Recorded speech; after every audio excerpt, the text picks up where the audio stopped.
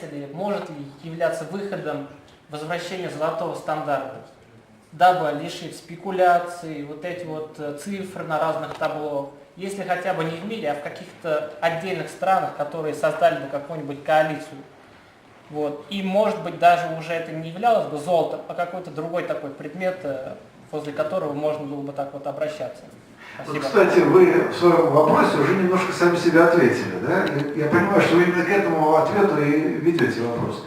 То есть вернуть золотой стандарт в его первоначальном виде, конечно, нельзя уже. Слишком много воды утекло. И, в принципе, вся система финансовая, она же развивается определенным образом, да, по определенной логике. Отмена золотого стандарта Никсона в 1972 году, она как раз и была началом неолиберального курса, да, когда деньги были освобождены. Но просто взять и вернуть назад ситуацию 1972 год, это не в наших силах. Другой вопрос, действительно, могут ли быть некие схемы, которые позволят установить определенный стандарт привязки денег, хотя бы региональный, национальный и региональный. То есть, когда несколько стран, допустим, формируют не единую валюту, кстати, может быть, да, а единый стандарт, что, кстати, гораздо важнее, чем единая валюта, но это как раз неолибералы не понимают. Я думаю, что это возможно. Более того, вообще-то ведь, скажем, когда обсуждался вопрос о евро, то ведь были альтернативные точки зрения, в том числе в Скандинавии. Когда в Скандинавии говорили, а зачем нам евро? Шведы, скажем, не шведы, скажем так, в Швеции, да, шведское общество так было настроено. Шведские элиты хотели евро. Но шведское общество было настроено иначе. Говорят, зачем нам евро? А давайте-ка мы сделаем единую скандинавскую валюту, которая привязана к определенному типу экономики, да? И у нас будет, там, условно говоря, скандинавская, северная, нордическая крона, да? Которая будет достаточно хорошо обеспечена и которая будет общей валютой, скажем, Норвегии, Швеции, Дании там, и так далее. Собственно, именно поэтому Норвегия, Дания и Швеция, ведь Швеция и Дания, они в Евросоюзе, они не вошли в зону евро. Сейчас они очень смеются.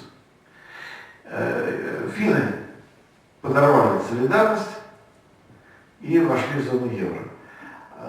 Но, в принципе, тогда же, когда мы это обсуждали, допустим, я был как раз в Швеции, когда готовился референдум по вступлению в еврозону, я вместе с товарищем агитировал против вступления в еврозону, мы выиграли, шведы в еврозону не вступили. Кстати говоря, любопытно, что в парламенте было большинство, порядка 80% за еврозону, в обществе, когда проголосовали, были 7% против. То есть аккурат почти зеркально. Так вот, тогда звучали такие мысли, а зачем нам вообще иметь одну европейскую валюту, если можно иметь несколько единых валют? Тут одну для Северной Европы, одну для Южной Европы, где похожие экономики, однотипные экономики. Поэтому там, естественно, уровень инфляции будет единый, да, более-менее. То есть, пожалуйста, Италия, Португалия, Греция, Испания, пусть у них будет своя валюта. А вот французы с немцами, если нужно иметь общую валюту, пожалуйста, имейте свою валюту.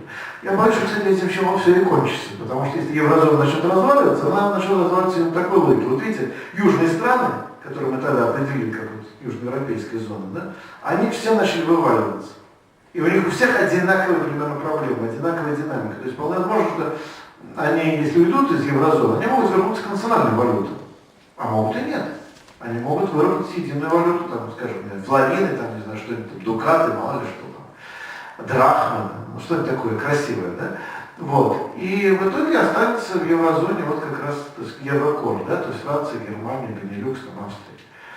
Но тогда стоит другой вопрос, который мы как раз сказали, да, то есть, а как обеспечить дальнейшее развитие этих валют, к чему их привязать? И я думаю, что некая комплексная привязка возможна, но я думаю, что не к одному товару. Я думаю, что скорее вот это должно быть привязано к определенной системе экономических показателей или параметров, которые валюта должна так или иначе фиксированно отражать. Но тогда нужна вообще совершенно другая политика Центробанка. В общем, другая система норм, правил, валютного регулирования, финансового регулирования и так далее.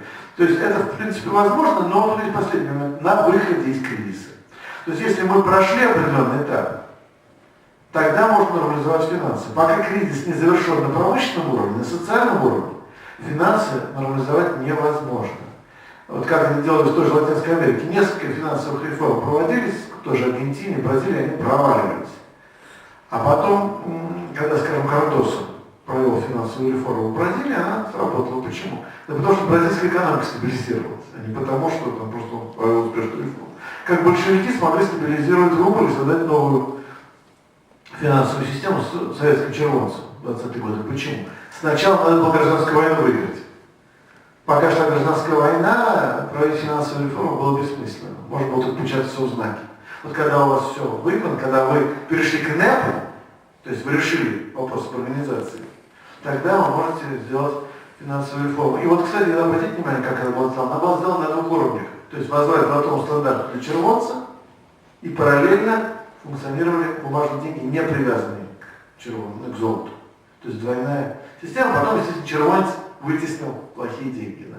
То есть вот что-то подобное, кстати говоря, подобный механизм теоретически возможен. То есть вот если мы имеем двойной валютный режим, он на самом деле на переходном этапе довольно сложный, болезненный может быть, но в перспективе он может иметь определенные шансы.